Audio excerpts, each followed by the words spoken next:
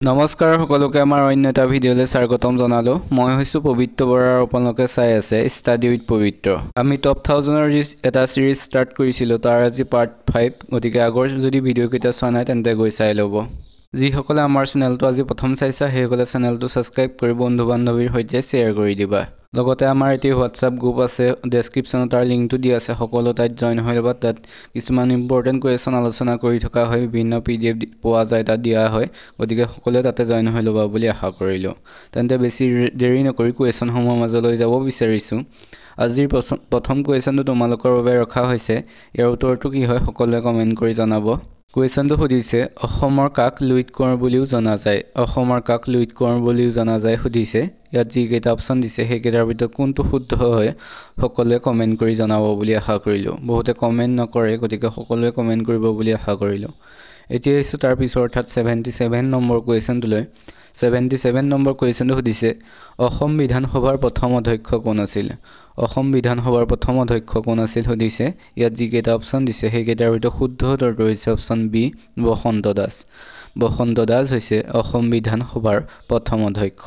এতিয়া আহিছোঁ তাৰ পিছৰ কুৱেশ্যনটোলৈ। তাৰ পিছৰ কুৱেশ্যনটো সুধিছে, কোন চনৰ পৰা অসমত টেলিফোন আৰু টেলিগ্ৰাফ সেৱা প্ৰচলিত হৈছিল? কোন চনৰ পৰা অসমত টেলিফোন আৰু টেলিগ্ৰাফ সেৱা প্ৰচলিত হৈছিল সুধিছে। ইয়াত যিকেইটা অপশ্যন দিছে সেই অপশ্যনকেইটাৰ ভিতৰত শুদ্ধ উত্তৰটো হৈছে অপশ্যন চি, 1866 চনৰ পৰা। 1866 চনৰ পৰা অসমত টেলিফোন আৰু টেলিগ্ৰাফ সেৱা প্ৰচলিত হৈছিল। এতিয়া আহিছোঁ তাৰ পিছৰ কুৱেশ্যনটোলৈ। তাৰ পিছৰ কুৱেশ্যনটো সুধিছে, আহোমসকলৰ শেষ কীৰ্তিস্তম্ভটো গুৱাহাটীৰ ক'ত অৱস্থিত? আহোমসকলৰ শেষ কীৰ্তিস্তম্ভটো গুৱাহাটীৰ ক'ত অৱস্থিত সুধিছে। ইয়াত যিকেইটা অপশ্যন দিছে সেই অপশ্যনকেইটাৰ ভিতৰত শুদ্ধ উত্তৰটো হৈছে অপশ্যন এ, বশিষ্ঠাশ্ৰমত। বশিষ্ঠাশ্ৰমত আহোমসকলৰ শেষ কীৰ্তিস্তম্ভটো অৱস্থিত। এতিয়া আহিছোঁ তাৰ পিছৰ অৰ্থাৎ 80 নম্বৰ কুৱেশ্যনটোলৈ। 80 নম্বৰ কুৱেশ্যনটো সুধিছে, অসমৰ কুমাৰ ৰজা বুলি পৰিচিত ব্যক্তিগৰাকী কোন আছিল? অসমৰ কাক কুমাৰ ৰজা বুলি কোৱা হয়? কামৰূপৰ হয় তেখেত। কোন হয় সুধিছে। ইয়াত যিকেইটা অপশ্যন দিছে সেই অপশ্যনকেইটাৰ ভিতৰত শুদ্ধ উত্তৰটো হৈছে অপশ্যন চি, ভাস্কৰ বৰ্মন।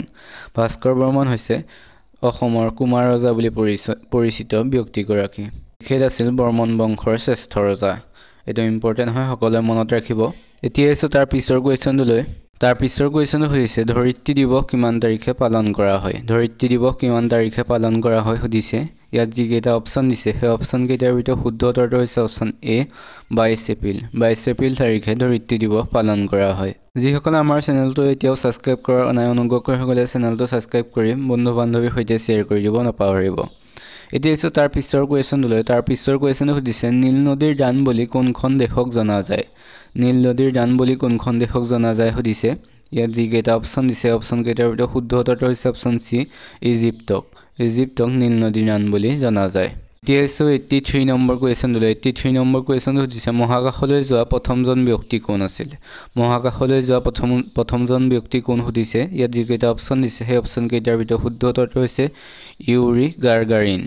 ইউৰি গাগাৰিন হৈছে মহাকাশলৈ যোৱা প্ৰথমজন ব্যক্তি।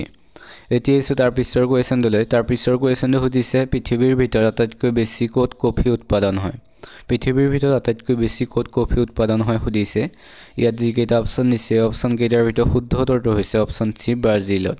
ব্ৰাজিলত পৃথিৱীৰ ভিতৰত আটাইতকৈ বেছি কফি উৎপাদন হয়। এতিয়া আহিছোঁ তাৰ পিছৰ কুৱেশ্যনটোলৈ। তাৰ পিছৰ কুৱেশ্যনটো সুধিছে, অসম কেশৰী বুলি কাক জনা যায়? অসম কেশৰী বুলি কাক জনা যায় সুধিছে। ইয়াত যিকেইটা অপশ্যন দিছে অপশ্যনকেইটাৰ ভিতৰত শুদ্ধ উত্তৰটো হৈছে অপশ্যন ডি, অম্বিকাগিৰি ৰায়চৌধুৰী। অম্বিকাগিৰি ৰায়চৌধুৰীক অসম কেশৰী বুলি জনা যায়। এতিয়া আহিছোঁ তাৰ পিছৰ কুৱেশ্যনটোলৈ। তাৰ পিছৰ কুৱেশ্যনটো সুধিছে, অসমৰ প্ৰথম অসমীয়া ৰঙীন কথাছবিখনৰ নাম কি? অসমৰ প্ৰথম অসমীয়া ৰঙীন কথাছবিখনৰ নাম কি সুধিছে। ইয়াত যিকেইটা অপশ্যন দিছে অপশ্যনকেইটাৰ ভিতৰত শুদ্ধ উত্তৰটো হৈছে অপশ্যন এ, ভাইটি। ভাইটি হৈছে অসমৰ প্ৰথম অসমীয়া ৰঙীন কথাছবি। তাৰ পিছৰ কুৱেশ্যনটো সুধিছে, অসমৰ প্ৰথম আলোচনীখনৰ নাম কি? অসমৰ প্ৰথম আলোচনীখনৰ নাম কি সুধিছে। ইয়াত যিকেইটা অপশ্যন দিছে অপশ্যনকেইটাৰ ভিতৰত শুদ্ধ উত্তৰটো হৈছে অপশ্যন চি, অৰুণোদয়। অৰুণোদয় হৈছে অসমৰ প্ৰথম আলোচনী আৰু এইখন প্ৰকাশ পাইছিল 1846 চনত। এইটো মনত ৰাখিব। এতিয়া আহিছোঁ তাৰ পিছৰ কুৱেশ্যনটোলৈ অৰ্থাৎ 88 নম্বৰ কুৱেশ্যনটোলৈ। 88 নম্বৰ কুৱেশ্যনটো সুধিছে, প্ৰথম অসমীয়া শিশু উপন্যাসখনৰ নাম কি? প্ৰথম অসমীয়া শিশু উপন্যাসখনৰ নাম কি সুধিছে। ইয়াত যিকেইটা অপশ্যন দিছে অপশ্যনকেইটাৰ ভিতৰত শুদ্ধ উত্তৰটো হৈছে অপশ্যন ডি, পাতালপুৰী।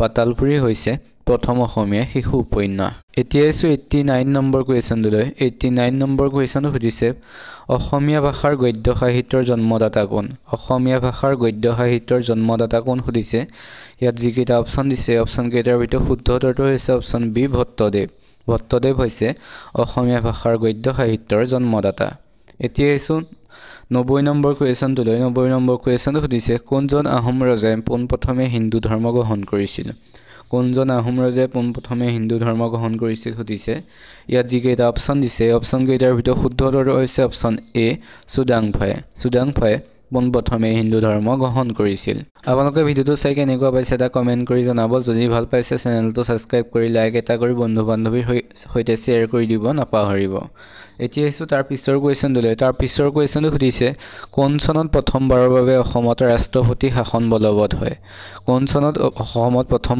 ৰাষ্ট্ৰপতি শাসন বলবৎ হৈছিল সুধিছে ইয়াত যি কেইটা অপচন দিছে সেই অপচন কেইটাৰ ভিতৰত শুদ্ধ উত্তৰটো হৈছে অপচন সি 1979 চনত অসমত প্ৰথম ৰাষ্ট্ৰপতি শাসন বলবৎ হৈছিল আপোনালোকে সকলোৱে এটা কমেন্ট কৰি জনাবখন আপোনালোকে কোন কোন জিলাৰ পৰা মোৰ ভিডিঅ'সমূহ চাই কোনখন জিলাৰ পৰা বেছি চাই হেতু চাব বিচাৰিছো সকলোৱে কমেন্ট কৰিব আৰু কোনোবাই যদি মোক পাৰ্সোনালি কিবা সুধিব বিচাৰে তেন্তে ডেসক্ৰিপচনতে ইনষ্টাগ্ৰাম লিংক ফেসবুকৰ লিংক দিয়া আছে সকলো তাত গৈ কমেন্ট মেছেজ কৰিব পাৰিব সকলোৱে মেছেজ কৰিব বুলি আশা কৰিলো এতিয়া এসো 92 নম্বৰ কুৱেশ্যনলৈ 92 নম্বৰ কুৱেশ্যনটো সুধিছে ভাৰতৰ আটাইতকৈ দীঘল দলংখনৰ নাম কি ভাৰতৰ আটাইতকৈ দীঘল দলংখনৰ নাম কি সুধিছে ইয়াত যি কেইটা অপচন দিছে সেই অপচন কেইটাৰ ভিতৰত শুদ্ধ উত্তৰটো হৈছে অপচন এ ভূপেন হাজৰিকা সেতু হৈছে ভাৰতৰ আটাইতকৈ দীঘল দলং এইখন ধলা শদিয়াত অৱস্থিত এতিয়া 93 নম্বৰ কুৱেশ্যনলৈ 93 নম্বৰ কুৱেশ্যনে সুধিছে সংস্কৃতৰ পৰা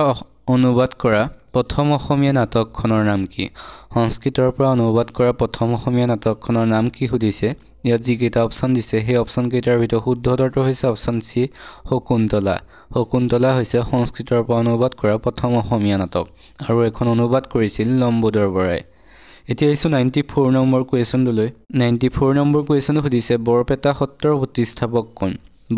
সত্ৰৰ প্ৰতিষ্ঠাপক কোন সুধিছে ইয়াত যি কেইটা অপচন দিছে সেই অপচন কেইটাৰ ভিতৰত শুদ্ধ উত্তৰটো হৈছে অপচন বি মাধৱদেৱে বৰপেটা সত্ৰ প্ৰতিষ্ঠা কৰিছিল মাধৱদেৱে 1583 খ্ৰীষ্টাব্দত এই বৰপেটা সত্ৰৰ প্ৰতিষ্ঠা কৰিছিল মনত ৰাখিব সকলোৱে এতিয়া 95 নম্বৰ কুৱেশ্যনলৈ 95 নম্বৰ কুৱেশ্যনটো সুধিছে ভাৰতৰ প্ৰথম বাতৰি কাকতখনৰ নাম কি ভাৰতৰ প্ৰথম বাতৰি কাকতখনৰ নাম কি সুধিছে ইয়াত যি কেইটা অপচন দিছে অপচন কেইটাৰ ভিতৰত শুদ্ধ উত্তৰটো হৈছে অপচন সি বেংগল গেজেট হৈছে ভাৰতৰ প্ৰথমখন বাতৰি কাকত এতিয়া 96 নম্বৰ কুৱেশ্যনলৈ 96 নম্বৰ কুৱেশ্যনে সুধিছে কোনখন ৰাজ্যক লেণ্ড অফ ডাউন বুলি জনা যায় কোনখন ৰাজ্যক লেণ্ড অফ ডাউন বুলি জনা যায় সুধিছে ইয়াত যি কেইটা অপচন দিছে সেই অপচন কেইটাৰ ভিতৰত শুদ্ধ উত্তৰটো হৈছে অপচন এ অৰুণাচল প্ৰদেশক লেণ্ড অফ ডাউন বুলি জনা যায় এতিয়া তাৰ পিছৰ কুৱেশ্যনলৈ তাৰ পিছৰ কুৱেশ্যনটো সুধিছে প্ৰথম অসম উপত্যকা সাহিত্য বঁটা বিজয়ীজনৰ নাম কি প্ৰথম অসম উপত্যকা সাহিত্য বঁটা লাভ কৰা ব্যক্তিজনৰ নাম কি সুধিছে ইয়াত যি কেইটা অপচন দিছে সেই অপচন কেইটাৰ ভিতৰত শুদ্ধ উত্তৰটো হৈছে অপচন সি ভৱেন্দ্ৰনাথ শইকীয়া হৈছে প্ৰথম অসম উপত্যকা সাহিত্য বঁটা বিজয়ী এতিয়া 98 নম্বৰ কুৱেশ্যনলৈ 98 নম্বৰ কুৱেশ্যনটো সুধিছে ইছৰোৰ মুখ্য কাৰ্যালয় ক'ত অৱস্থিত সুধিছে ইয়াত যি কেইটা অপচন দিছে সেই অপচন কেইটাৰ ভিতৰত শুদ্ধ উত্তৰটো হৈছে অপচন বি বেংগালুৰুত ইছৰোৰ মুখ্য কাৰ্যালয় অৱস্থিত এতিয়া 99 নম্বৰ কুৱেশ্যনলৈ 99 নম্বৰ কুৱেশ্যনটো সুধিছে তলত দিয়া কোনটোৰ গ্ৰহৰ কোনো উপগ্ৰহ নাই সুধিছে ইয়াত যি কেইটা অপচন দিছে সেই অপচন কেইটাৰ ভিতৰত শুদ্ধ উত্তৰটো হৈছে অপচন এ বুধ আৰু শুক্ৰ গ্ৰহৰ কোনো উপগ্ৰহ নাই সকলোৱে মনত ৰাখিব এটো অহা দেখা যায় পৰীক্ষা সময়ত গতিকে সকলোৱে মনত ৰাখিব বুধ আৰু শুক্ৰ গ্ৰহৰ কোনো উপগ্ৰহ নাই এতিয়া আজি শেষৰ কুৱেশ্যন সুধিছে বিন বৰাগী কবিতা পুথিখনৰ ৰচক কোন সুধিছে ইয়াত যি কেইটা অপচন দিছে সেই অপচন কেইটাৰ ভিতৰত শুদ্ধ উত্তৰটো হৈছে অপচন বি চন্দ্ৰকুমাৰ আগৰৱালা হৈছে বিন বৰাগী কবিতা পুথিখনৰ ৰচক আপোনালোকে ভিডিওটো চাই কেনেকুৱা পালে সকলোৱে কমেন্ট কৰি জনাব যিসকলে ভাল পালে সকলে চেনেলটো সাবস্ক্ৰাইব কৰি ভিডিওটোত লাইক এটা কৰি বন্ধু বান্ধৱীৰ সৈতে শ্বেয়াৰ কৰি দিব নাপাহৰিব আৰু এইখিনিতে জনাও যে আমাৰ এখন এডিআৰি সাৰথি বুলি ইবুক তৈয়াৰ কৰি থকা হৈছে অহা মাহত পাই যাব আপোনালোকে গতিকে সকলোৱে কিনিব বুলি আশা কৰিলো বেছি দাম ৰখা নাই যাতে সকলোৱে কিনিব পাৰে সেই কাৰণে মাত্ৰ 59 টকাত এখন তৈয়াৰ কৰি থকা হৈছে 1000 প্লাস কুৱেশ্যন থাকিব যিসমূহ আগৰ বছৰসমূহত আহি থকা কুৱেশ্যনৰ পৰা লোৱা হৈছে আৰু ইম্পৰ্টেন্ট কুৱেশ্যনসমূহে ৰখা হৈছে গতিকে সকলোৱে কিনিব বুলি আশা কৰিলো তাৰ বাবে যোগাযোগ কৰিবৰ বাবে ডেসক্ৰিপচনৰ লিংক দিয়া আছে হোৱাটছআপ লিংক আছে আৰু ইনষ্টাগ্ৰাম লিংক আছে গতিকে তাত সকলোতে কমেন্ট কৰিব পাৰিব মেছেজ কৰিব পাৰিব তাত সকলোৱে মেছেজ কৰি ইবুকখন কিনিব পাৰিব সকলোৱে ভিডিওটো শেষলৈকে চোৱাৰ বাবে বহুত বহুত ধন্যবাদ আজিলৈ ভিডিওটো ইমানেই ধন্যবাদ